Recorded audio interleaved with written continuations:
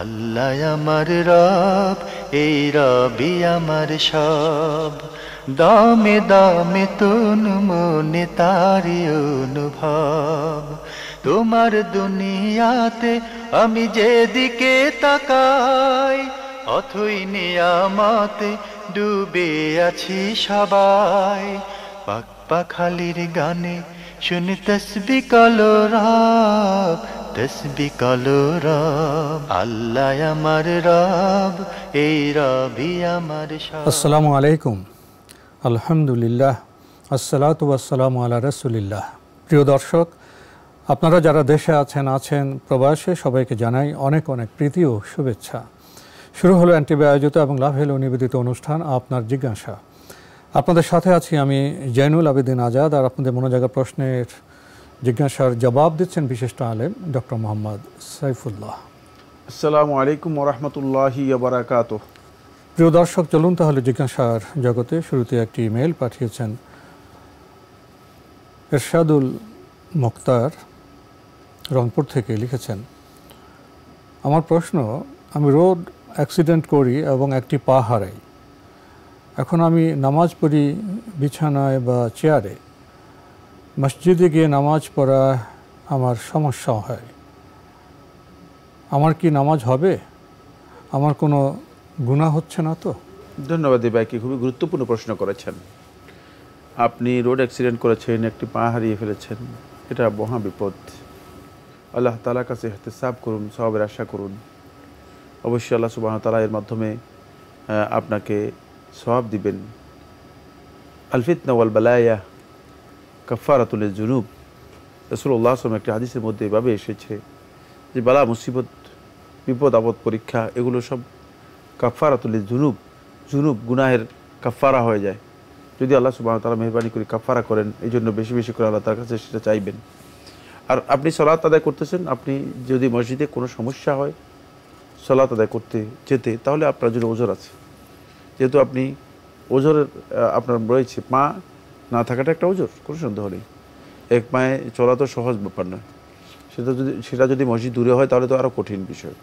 সেক্ষেত্রে যেহেতু আপনার ওজর আছে, আপনার জন্য জায়েজ আছে, আপনি করে সালাত আদায় করতে পারবেন। আর সাহাবুল আদারদের জন্য জায়েজ করে সালাত আদায় করতে পারবে। তার মধ্যে অসুস্থতা, এমন অসুস্থতা যে অসুস্থতার কারণে তিনি স্বাভাবিকভাবে মসজিদে যেতে পারেন না, তার জন্য বৈধ, তিনি করে সালাত আদায় করতে পারবেন। তাই আপনার জন্য বৈধ, আপনার জন্য জায়েজ যে আপনি ঘরে সালাত আদায় করতে পারবেন।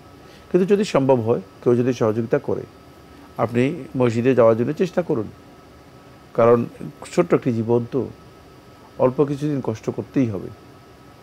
জান্নাতের যেই মহামূল্যবান সম্পদ আমরা লাভ করব, আলা ইন্না সিলআতাল্লাহিল গালিয়া, আল্লাহ তাআলা যেই মানুষের জন্য যেই বিশাল একটি পণ্য তৈরি করে রেখেছেন, যার মাধ্যমে মানুষদেরকে পুরস্কৃত করবেন, সেটা যে কত মহামূল্যবান।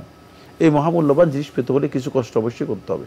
এই জন্য সম্ভব হলে আপনি চেষ্টা করুন মাঝে মধ্যে সালাতে অংশগ্রহণ করার জন্য, জামাতে যাওয়ার জন্য, মসজিদে সালাত আদায় করার জন্য।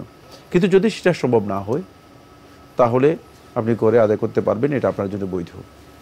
আর এত তো কোনো গুনাহ হচ্ছে না। না, আমরা জানলাম বিষয়টি সম্পর্কে। প্রিয় দর্শক, আরও একটি ইমেল পাঠিয়েছেন মোহাম্মদ আরিফুল, সৌদি প্রবাসী আমাদের ভাই।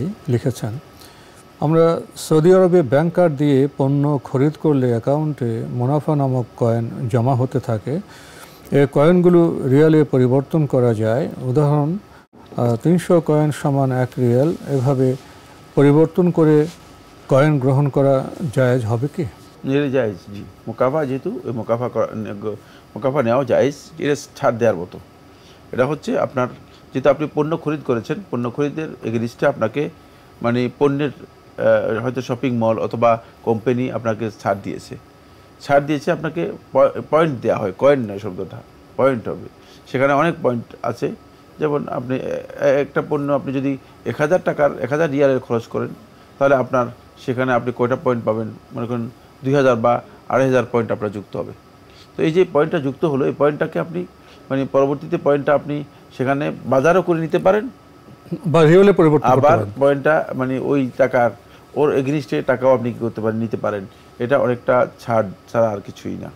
এটি গ্রহণ করা জায়েজ। জি, এটা জায়েজ আমরা জানলাম। প্রিয় দর্শক আরও লিখেছেন, মোবাইল অ্যাপের মাধ্যমে দেশে টাকা পাঠানোর সময় অ্যাপ কর্তৃপক্ষ ক্যাশব্যাক দিয়ে থাকে, এটা গ্রহণ করা যাবে কি? এবং অ্যাপ কর্তৃপক্ষ একটা নির্দিষ্ট সময়ের জন্য অফার দেয় যে এই সময়ের মধ্যে বেশি যে লেনদেন করবে তাকে 20,000 রিয়াল উপহার দেওয়া হবে, এই রিয়াল গ্রহণ করা যাবে কি? জি, দুটাই জায়েজ, দুটাই জায়েজ, আপনি গ্রহণ করতে পারবেন। যেহেতু আপনার এখানে ট্রানজ্যাকশন হচ্ছে উদ্দেশ্য হচ্ছে ফান্ড ট্রানজ্যাকশন করা, ফান্ড ট্রান্সফার করা, আর কিছুই না।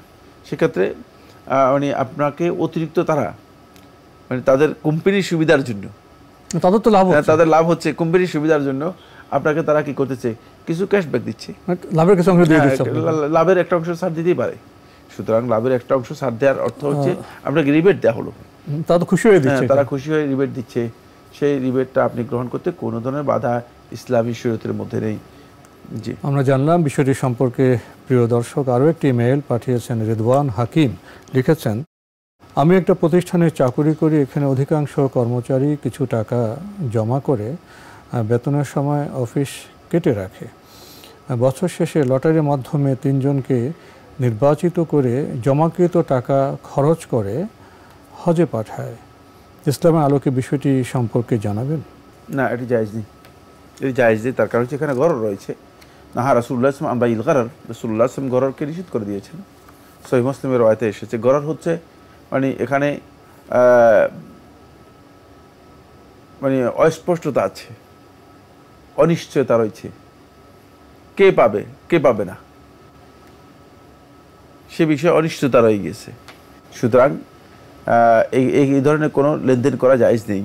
3 জনে পেলেন, বাকিরা তো বঞ্চিত। বাকিরা বঞ্চিত, বাকিরা অংশগ্রহণ করেছেন কিন্তু বাকিদেরকে কিছুই দেওয়া হয়নি, তো তাদের টাকাটা কীভাবে হালাল হলো? আর দ্বিতীয় নম্বর হচ্ছে 3 জনকে দিয়েছে, 3 জনও অনিশ্চিত। কারা এই 3 জন? ওরা সমাজের একমত হয়, ঠিক আছে আমরা দিলাম, লটারি যে 3 ভাই পাবেন সে যাবে, যেটা একমত হয়ে দেয়। একমত হলে তো দিবেই, কিন্তু সেটা যেহেতু মানে আসলে জিনিসটা গরর, সবাই তো মনে করবে যে আমি পাবো, আশা। সুতরাং যেহেতু এখানে অনিশ্চয়তা রয়েছে, মানে এই বিষয় সম্পর্কে অস্পষ্টতা রয়েছে, সুতরাং গরর থাকার কারণে এটি জায়েজ নেই। অস্পষ্টতা আছে, অনিশ্চয়তা আছে, আমরা জানলাম বিষয়টি সম্পর্কে। প্রিয় দর্শক আরও একটি ইমেল পাঠিয়েছেন মনোয়ারা হোসাইন, লিখেছেন, কেউ কিছু না বলে তার কাছ থেকে টাকা বা অন্য কিছু নেওয়া চুরি করার শামিল, আর তা হারাম কাজ। এরপর লিখেছেন, কারো কাছ থেকে টাকা নিলে তাকে পরে দিয়ে দেব এই মনে করে কি নেওয়া যাবে? সে বুঝতে পারবে না যে নিয়েছি, আবার রেখেও দিয়েছি, এতে কি গুনাহ হবে? সেই টাকা দিয়ে কাজ করা কি হারাম হবে? জি, এই কাজটি গুনাহ হবে, হারাম হবে, কারণ আপনি তো চুরি করেছেন আসলে। পরবর্তীতে আপনি দিয়ে দিবেন সেটা বললেও আপনার জন্য বৈধ নয়। চুরি করা ইসলামে হারাম। সুতরাং একজনের অজান্তে গোপনে তার কাছ থেকে কোনো টাকা অথবা তার কোনো সম্পদ সরিয়ে নেওয়া এটি ভয়ঙ্কর অপরাধ। এটা যদিও আপনি পরবর্তীতে পরিশোধ করে দেন, মানে আপনি এই নিয়তে নিয়েছেন যে পরিশোধ করে দিবেন, কিন্তু আপনি চুরি করে নিয়েছেন। পদ্ধতিটা আপনার ইসলামী পদ্ধতি হয়নি, ইসলাম অনুমোদন দেয়নি। কারণ ইসলাম চুরিকে সম্পূর্ণরূপে হারাম করেছে, আর আপনি সেখানে চুরিটাকে বৈধ করে নিয়েছেন। এখন পরবর্তীতে আপনি ফেরত দিলেও আপনি যেহেতু গ্রহণ করেছেন যে পদ্ধতি, সেটা ইসলাম অনুমোদিত নয়, এই জন্য আপনার এই কাজটি হারাম হবে। সুতরাং চুরির মাধ্যমে কোনো কিছু করলে সবটাই হারাম। আপনার কাজটাও হারাম হয়েছে এবং চুরির মাধ্যমে যেটা করেছেন সেটাও হারাম হবে। আমাদের হাতে একটি ইমেল পাঠিয়েছেন রেজাউর রহমান সিলেট থেকে, লিখেছেন, বাজারে বিভিন্ন হাদিস গ্রন্থ বাংলায় পাওয়া যায়, বুখারী, মুসলিম, তিরমিজি ইত্যাদি। আপনি কোন হাদিস পড়তে বলবেন? কোম্পানি লেখক বা প্রকাশকের নাম বলবেন কি? দেখবেন যে কোন প্রকাশনীর লেখাগুলি শুদ্ধ সঠিক, সেদিকে আপনাকে ভালো করে খেয়াল করে সেগুলো সেখান থেকে ক্রয় করার জন্য চেষ্টা করবেন। এখন আমি একজন প্রকাশকের নাম বলে দিলাম, তাহলে উনি অন্য প্রকাশক আমার উপর বললো যে উনি আমাদের বইয়ের নাম বললেন না কেন। সুতরাং আবার প্রকাশকরা বেশিরভাগই আমার সাথে পরিচিত, সুতরাং এখানে আমি সুনির্দিষ্ট কোনো ব্যক্তির প্রচারণার জন্য কাজ করতে পারি না। জি, একটি বিষয় জানতে চেয়েছেন যে 3টি হাদিস গ্রন্থের কথা উল্লেখ করেছেন, বুখারী, মুসলিম, তিরমিজি, কোন হাদিস গ্রন্থ পড়বেন? সবটাই তো পড়তে পারবেন না। বুখারী পড়তে পারেন, প্রথমে বুখারী পড়তে পারেন, যেহেতু বুখারী সবচেয়ে নির্ভরযোগ্য হাদিসের গ্রন্থ। আসাহুল কুতুবে বাদা কিতাবিল্লাহ, সমস্ত আহলে হাদিস মুহাদ্দিসিনগণ বলেছেন আল্লাহর কিতাবের পরে সবচেয়ে বিশুদ্ধ কিতাব হচ্ছে সহিহুল বুখারী। সুতরাং সহিহুল বুখারীটা প্রথমে পড়েন। জি। তারপর মুসলিম, তারপর তিরমিজি। জি। আরও লিখেছেন দরুদ শরীফ না পড়লে নাকি কোনো আমল বা দোয়া কবুল হয় না, আসমানে দণ্ডায়মান থাকে, এই তথ্য কি সঠিক? এটা দোয়ার ক্ষেত্রে এসেছে, আমলের ক্ষেত্রে আসেনি। দোয়ার ব্যাপারে রাসূলুল্লাহ সাল্লাল্লাহু আলাইহি ওয়াসাল্লাম দরুদ পড়ার বিষয়টি একটি রিওয়ায়াত ওমর ইবনে খাত্তাব রাদিয়াল্লাহু আনহু এসেছে। কেউ কেউ এটাকে মওকুফ বলেছেন, মওকুফ সাহিহ। বিশুদ্ধ বক্তব্য হচ্ছে মওকুফ সাহিহ। সেটা হলো দরুদ তো আসলে রাসূল সাল্লাল্লাহু আলাইহি ওয়াসাল্লামের জন্য নয়, দরুদ তো হচ্ছে আল্লাহ তাআলার কাছে। আর আল্লাহ রাসূল সাল্লাল্লাহু আলাইহি ওয়াসাল্লামের উপর দরুদ পড়ার বিষয়টি রাসূলুল্লাহ সাল্লাল্লাহু আলাইহি ওয়াসাল্লাম ভালোবাসার সাথে জড়িত, ঈমানের সাথে জড়িত। সেই কারণেই দরুদের মর্যাদা অনেক বেশি। আপনি দেখেন না, সালাতের মধ্যেই তো দরুদ ওয়াজিব করে দেওয়া হয়েছে। সালাতে যখন আমরা দরুদ পড়ে থাকি, সালাতে তাশাহুদের মধ্যে আমাদের দরুদ ওয়াজিব করে দেওয়া হয়েছে, আমরা দরুদ পড়তেই হয়। সুতরাং এখান থেকে বোঝা যাচ্ছে যে দরুদটা খুবই গুরুত্বপূর্ণ একটি ইবাদত। তাই দোয়া কবুলের ক্ষেত্রে দরুদ যদি কেউ মানে ইচ্ছাকৃতভাবে তরক করে থাকে বা ইচ্ছাকৃতভাবে না পড়ে থাকে, তাহলে তার দোয়া কবুল হবে কি হবে না এই নিয়ে বক্তব্য রয়েছে। হাদিসের মধ্যে এসেছে যে তার দোয়াটা ঝুলন্ত হয়ে যায়, তো আল্লাহ তার কাছে পৌঁছে না, অথবা আল্লাহ তার কাছে গ্রহণযোগ্য হয় না। কারণ হলো মানে দোয়ার আদব হচ্ছে আল্লাহ তাআলার প্রশংসা করবে, আল্লাহ তাআলার পবিত্রতা বর্ণনা করবে এবং তার সাথে রাসূলুল্লাহ সাল্লাল্লাহু আলাইহি ওয়াসাল্লাম দরুদ পড়বে। জি। তাহলে এটা দরুদটা দোয়ার ক্ষেত্রে প্রযোজ্য, আমলের জন্য। জি। আমরা জানলাম বিষয়টি সম্পর্কে। প্রিয় দর্শক, আরও একটি ইমেইল পাঠিয়েছেন আব্দুল হান্নান, বাহরাইন থেকে। লিখেছেন, আল্লাহ পবিত্র কোরআনে বারবার বলেছেন যারা ঈমান আনে ও নেক আমল বা সৎকর্ম করে তাদের জন্য রয়েছে আখিরাতে উত্তম আবাস বা জান্নাত। ঈমান, নেক আমল ও অস্বীকার করা, এই তিনটি বিষয়ে বিস্তারিত আলোচনা করবেন আশা করি, যেহেতু সকল মুসলমানদের জন্য এগুলো জানাও সঠিকভাবে আমল করা জরুরি। উনি আমাদের একটি পরামর্শ দিয়েছেন ঈমান, নেক আমল এই সম্পর্কে একটু এবং সৎকর্ম সম্পর্কে কথা বলতে। ঈমান হচ্ছে আপনি অন্তরে আল্লাহ সুবহানাহু ওয়া তাআলার একত্ব এবং রাসূল সাল্লাল্লাহু আলাইহি ওয়াসাল্লাম যা কিছু নিয়ে এসেছেন এই সবগুলোকে পরিপূর্ণরূপে মেনে নিয়ে মৌখিক স্বীকৃতি প্রদান করবেন এবং সেই অনুযায়ী আমল করবেন। এটা হচ্ছে ঈমান। এই ঈমান পাঁচটি বিষয়কে অন্তর্ভুক্ত করে। এক নম্বর হচ্ছে অন্তরে আপনাকে আল্লাহ নবী সাল্লাল্লাহু আলাইহি ওয়াসাল্লাম এবং আল্লাহ তাআলা যা বলেছেন বা দিয়েছেন সেটাকে পরিপূর্ণরূপে আপনাকে মেনে নিতে হবে, বিশ্বাস করতে হবে, মেনে নিতে হবে। দুই নম্বর হচ্ছে আপনাকে সেটা মুখেও স্বীকার করতে হবে। যদি অন্তরে মেনে না নেন, মুখে স্বীকার করলেও আপনার ঈমান হবে না। আর যদি মুখে শুধু কেবল মুখে স্বীকার করেন তাহলে ঈমান হবে না, আপনাকে মুখেও স্বীকার করতে হবে। মুখে স্বীকার করার সাথে সাথে আপনি যেই কথাগুলো স্বীকার করেছেন, মেনে নিয়েছেন, সেগুলোকে আপনাকে আমলে বাস্তবায়ন করতে হবে। যখন আমলে বাস্তবায়ন করবেন তখন ঈমানের পরিপূর্ণতা আসবে, ঈমান আসবে। এটা হচ্ছে ঈমানের মূল কথা। আর ঈমানের রাসূলুল্লাহ সাল্লাল্লাহু আলাইহি ওয়াসাল্লাম পরিচয় করে দিয়েছেন যেটা, সেটা হলো ঈমানিয়াতের উসুল হচ্ছে ছয়টি ঈমানের রুকন রয়েছে। এক, আন তুমিনা বিল্লাহ, আল্লাহর প্রতি ঈমান আনা। তারপরে আন তুমিনা বিল্লাহি ওয়া মালাইকাতিহি, আল্লাহর ফেরেশতাদের প্রতি ঈমান আনা। ওয়া কুতুবিহি, আল্লাহর কিতাব। ওয়া রাসূলিহি, রাসূলদের প্রতি ঈমান। ওয়াল ইয়াউমিল আখির, আখিরাতের প্রতি ঈমান। তারপরে ওয়াল কাদরি খাইরিহি ওয়া শাররিহি, তাকদীরের ভালো মন্দের প্রতি ঈমান। এই ছয়টি বিষয় অবশ্যই ঈমান আনতে হবে। এবং এই ছয়টি বিষয় যদি কোনো ব্যক্তি পরিপূর্ণরূপে মেনে না নিয়ে যদি সে ব্যক্তি স্বীকার না করে, তাহলে সেই ব্যক্তি ঈমানদার হতে পারবে না। অন্তরে মেনে নিতে হবে এবং মুখে স্বীকার করতে হবে এবং এর দাবিগুলো যথাযথভাবে আমলে পরিপূর্ণ বাস্তবায়ন করতে হবে, তাহলে তিনি ঈমানদার হতে পারবেন।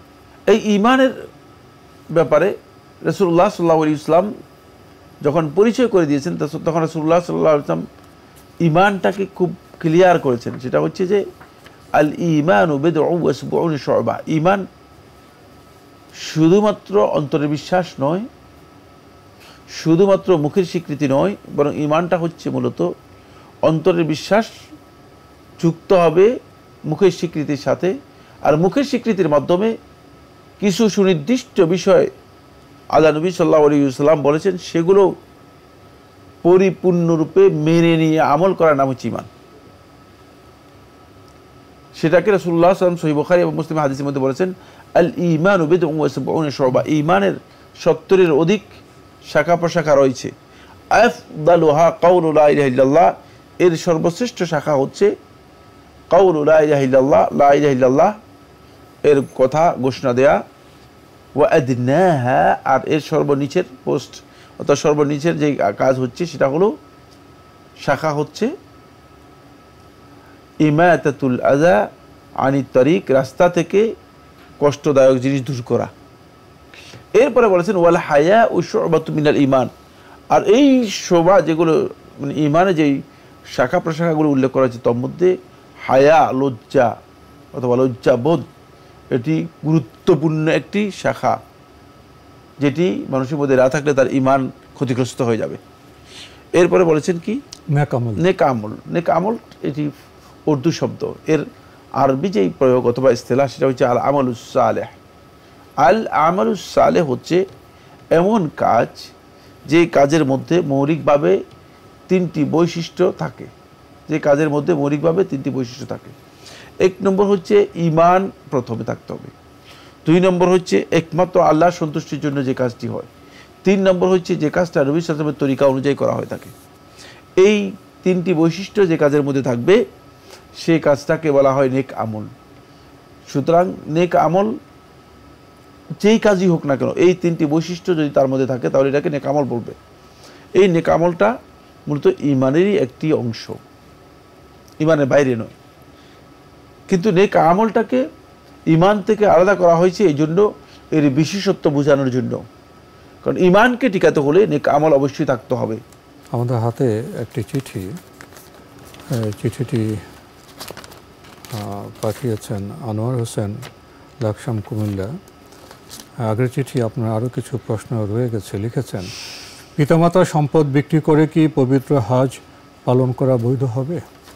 পিতামাতার সম্পদ তিনি বিক্রি করবেন কিভাবে? আরেকজনের সম্পদ তিনি বিক্রি করবেন যদি অনুমতি দেন তাহলে না, সেটা নির্ভর করতেছে মানে তাদের কাছ থেকে সম্পদ প্রথমে তো নিতে হবে, তারপর এটা বিক্রি করতে হবে। পিতামাতার সম্পদ আপনার মালিকানায় আসা পর্যন্ত আপনি মানে এখান থেকে হজ আপনার উপর ফরজ হবে না। যদি পিতামাতার সম্পদ আপনার মালিকানায় আসে তাহলে আপনার জন্য বৈধ আছে, আপনি বিক্রিও করতে পারবেন, হজও করতে পারবেন। পিতামাতাকে দিতে হবে, দিতে হবে। জি। আরও লিখেছেন, ইতালি, জার্মানি, ফ্রান্স অনেক দেশে আমাদের প্রবাসী ভাইয়েরা কাজ করে, কিন্তু তাদের কাজের জায়গায় আশেপাশে কোনো মসজিদ নেই। অনেক লোকেশনে তখন তারা সালাত আদায় মসজিদে করতে না পারলে তারা যেখানে কাজ করে সেখানে সালাত আদায় করে নিতে পারবেন কি না, এই ব্যাপারে ইসলামের বিধান কি? মসজিদ যদি না থাকে তিনি তো অবশ্যই আদায় করতে হবে সালাত, তাকে সালাত তো আদায় করতে হবে। সুতরাং সালাত আদায় করার ব্যাপারে দ্বিমত নেই, কিন্তু তিনি মসজিদে সালাত আদায় করার যেই মর্যাদা রয়েছে সেই মর্যাদা থেকে তিনি বঞ্চিত হচ্ছেন, গুনাহগার হবেন। কারণ মসজিদে যাওয়াটা তো ইমানদার ব্যক্তিদের অত্যন্ত গুরুত্বপূর্ণ বিষয়। মসজিদে যাওয়া এবং আসার মধ্যে যে ফজিলত রয়েছে, মসজিদে যাওয়া আসার যেই মানে বিশাল পাওনা রয়েছে আল্লাহ তাআলার কাছে, সেগুলো তো তিনি কি করেন নাই, সেগুলো লাভ করতে পারেন নাই। আর সালাত জামাতে আদায় করতে হয় মসজিদে গিয়ে, তাহলে তিনি সেই কাজেও তার মানে দুর্বলতা রয়েছে। কেন এই দুর্বলতা তিনি তৈরি করেছেন? যেহেতু তিনি কাফের দেশে গিয়েছেন, কাফেরদের মধ্যে অবস্থান করতেছেন, তিনি আল্লাহর বান্দাদের মানে ইসলামের জায়গা থেকে তিনি কাফেরদের সহযোগী হয়ে গিয়েছেন। ফলে কাফেরদের সহযোগী হলে সে ব্যক্তি তো এই অবস্থায় পড়বেই, কোনো সন্দেহ নেই। এই জন্য এই জায়গায় তিনি গুনাহগার হবেন যদি তিনি নিয়মিত মানে মসজিদ থেকে বঞ্চিত হন, নিয়মিত নিজেকে মসজিদ থেকে দূরে সরিয়ে রাখেন, নিয়মিত জামাত থেকে দূরে সরিয়ে রাখেন, অবশ্যই তিনি গুনাহগার হবেন, যেহেতু এটা তার নিজস্ব নিজেই চুজ করেছেন, ইখতিয়ার করেছেন। এটা মনে হয় খুবই গুরুত্বপূর্ণ বিষয়, কিন্তু বর্তমান সময়ে আমাদের যে মুসলিম পরিবার বা যে মুসলিম সদস্যরা নানা কারণে বিদেশ চলে যায়। কেউ যে লেখাপড়া করতে যায়, ডিগ্রি, এটা একটা বিষয়, এবং কারো আছে যে দেশে তার জীবিকা অর্জনের বিষয় আছে, কিন্তু আরও উন্নত জীবনযাপনের জন্য তারা বিদেশে চলে যায়। বিদেশ যাওয়ার আগে চেষ্টা করতে হবে দেশে আমার জীবিকা অবশ্যই জীবিকা আছে কিনা, বিশেষ করে কাফের দেশে যাওয়ার আগে। অবশ্যই মুসলিম দেশে যাওয়ার এই বিষয়টা, এই সংকট সেখানে না, কারণ সেখানে তিনি যাবেন, তিনি হয়তো হতে পারে যে এক বছরে একবার আজান শুনবেন না, তো এটা ব্যাপারটা তাকে বেশি বিবেচনা করতে হবে। তাহলে বিদেশে যাওয়ার ক্ষেত্রে একান্ত বাধ্য না হলে জি প্রয়োজন, আর যাওয়ার সময় এটা যুক্ত থাকতো আমি সেখানে গিয়ে মুসলিম হিসেবে জীবনযাপন করতে পারবো কিনা, এটা সবার জন্য বোধহয় একটি খুব দৃষ্টি আকর্ষণ, অত্যন্ত গুরুত্বপূর্ণ বিষয়। জি, অত্যন্ত গুরুত্বপূর্ণ বিষয়। আরেকটি বিষয় হচ্ছে, সেটা হচ্ছে এই, মানে আমাদের অনেক লোকই চলে যাচ্ছেন, মানে এবং কি শেষ পর্যন্ত তাদের জটিলতা এই জায়গায় তো হচ্ছে যে শেষে তারা ফ্যামিলি নিয়ে গিয়ে শেষ পর্যন্ত তিনি ফ্যামিলিকে নিয়ে আসতে পারতেছেন, যে লক্ষ্যে যে সে লক্ষ্য অর্জিত হয় না, বড় আরো বিপদে পড়ে যায়। তো সময় শেষ হওয়ার কারণে আমরা আজকে আর যেতে পারছি না, তবে চিন্তা করে যেতে হবে, এটাই আমরা জানলাম। শেষ করতে হচ্ছে, আপনাকে অনেক ধন্যবাদ। আপনাকে অনেক ধন্যবাদ। প্রিয় দর্শক, আমরা দেখছিলাম এনটিভি আয়োজিত এবং লাভ হেলো নিবেদিত অনুষ্ঠান আপনার জিজ্ঞাসা। আমাদের অনুষ্ঠান আপনারা এনটিভি অনলাইনেও দেখতে পারবেন, ভিজিট করুন www.ntbbd.com, এছাড়া ইউটিউবে এবং ভেরিফাইড ফেসবুক পেজ অনুষ্ঠান দেখতে পারবেন। বিদেশ কেন যাব, কী কারণে যাব, ভাবতে হবে এবং সেখানে অবশ্যই যুক্ত থাকতে হবে। আমি যখন কাফের দেশে যাব, মুসলিম দেশে যাব, সেখানে আমার ঈমান আমান ঠিক থাকবে কিনা, এই বিষয়টিকে আমরা অনেকে যুক্ত করি না, কিন্তু অবশ্যই বিশেষভাবে যুক্ত করতে হবে, আমাদের ভাবতে হবে এবং তারপরে সিদ্ধান্ত নিতে হবে। চিঠি লিখুন, প্রশ্ন পাঠান আমাদের ঠিকানায়। পরিচালক আপনার জিজ্ঞাসা, এনটিভি, বিএসসিসি ভবন, 7ম তলা, 102 কাজী নজরুল ইসলাম এভিনিউ, কারওয়ান বাজার, ঢাকা 1215। ইমেল অ্যাড্রেস আপনার জিজ্ঞাসা @ntvbd.com। মহান আল্লাহ আমাদের সবাইকে নিরাপদে রাখুন, রাখুন শান্তিতে। আসসালামু আলাইকুম।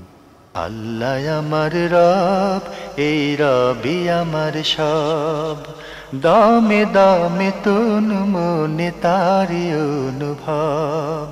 তোমার দুনিয়াতে আমি যেদিকে তাকাই, অথই নিয়ামতে ডুবে আছি সবাই।